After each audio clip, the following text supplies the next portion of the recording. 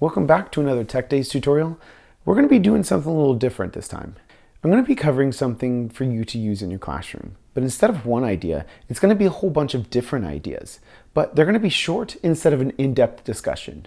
The reason I'm going to be doing this today is because I believe that these ideas don't need as much explanation for you to understand what to do and why you should be doing them. With that said, let's jump into it. Roll the intro.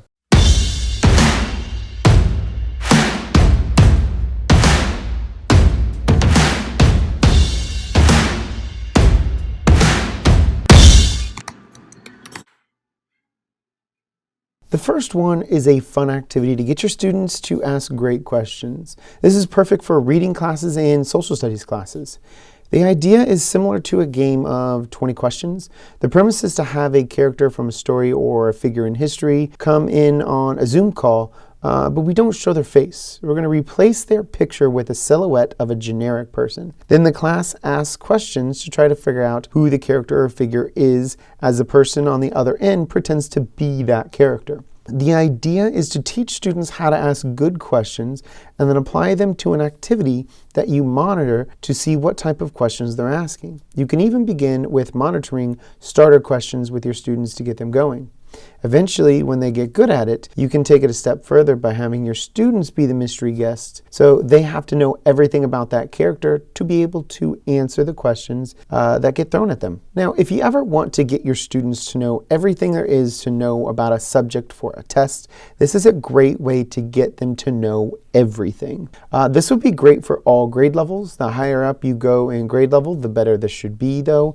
I would have fun as a teacher just listening to the conversations my students are having during this activity.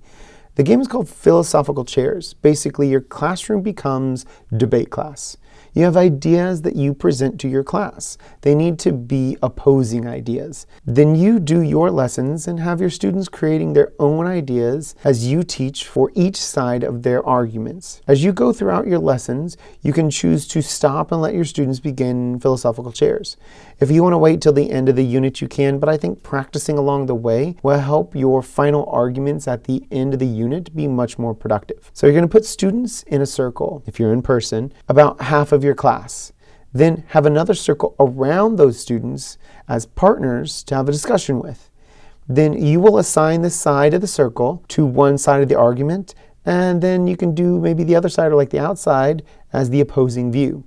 Then you're going to let your students begin their debate. After the time is up, have the students on the inside or outside of the circle, it doesn't matter which ones, move to the right or left or 1, 2, 3 spaces. I mean, it doesn't matter either way, just so that they get to a new partner. Then you can have each circle be the same side of the argument they were just in, or you can change what side of the argument they're on. This is where the activity gets interesting and why you should use it. If you decided to change what side of the argument that they're on, they will then have to know both sides of the argument and thus have to have paid more attention to your lessons to successfully argue or counter-argue whatever position they have. Having them practice a few times before the unit is over gives them time to hear lots of different sides of arguments. This is a good thing. They will get many perspectives and have to listen to each other and think about why they won or lost an argument to prepare for the next time they debate. Having the time to reflect after each debate is key to them understanding the material that you taught so that they can better prepare for the next debate. And in turn, the end of the unit test will be a lot better. I know that you're required to do your own fluency checks with all of your students. But when you do this, you have your own notes that no one else really sees. Student feedback is not required, so parents, students, and you being able to go back and watch a student read something and listen to them is a great way to see the actual progress and let parents understand where their child is as well, instead of you with your notes. To do this, it's actually pretty simple.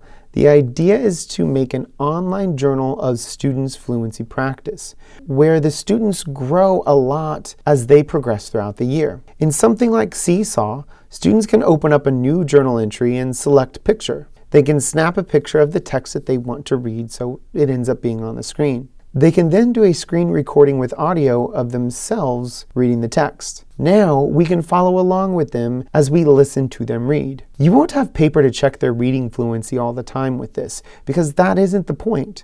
You already are doing that, but you can see what they sound like over time with actual audio and text to compare with parents to see growth. Students can go back to it and try again with the same text, use new text, or take notes of themselves, such as words they need to practice, and then parents can actually see how their child is doing.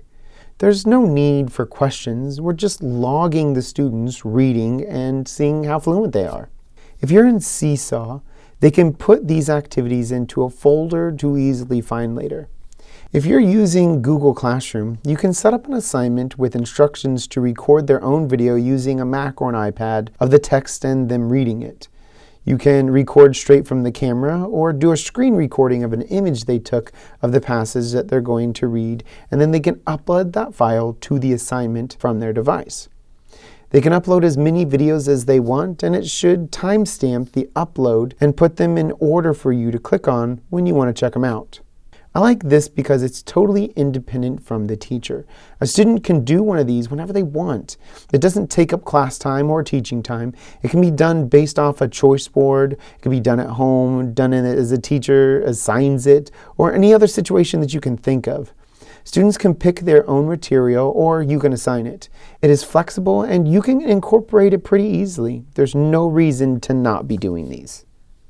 The last one I'm going to share with you today is a simple breakup of your time. Students can't sit and listen too long to you without having to stop and interact, or you're going to lose them. Also, asking for students to raise their hand and only getting a few students each time is not a good idea either. You know what I'm talking about. Inserting polls into your class requires everyone to participate, and they have to be paying attention to be able to answer your poll questions. Your poll questions can be yes or no questions, opinion questions, multiple choice answer questions, choose your favorite question, feedback questions, or anything else you can just think of.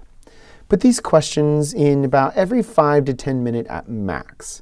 Breaking up your lesson into bite-sized chunks where students can interact with the lesson and everyone has to helps them want to pay attention more and to be an active listener.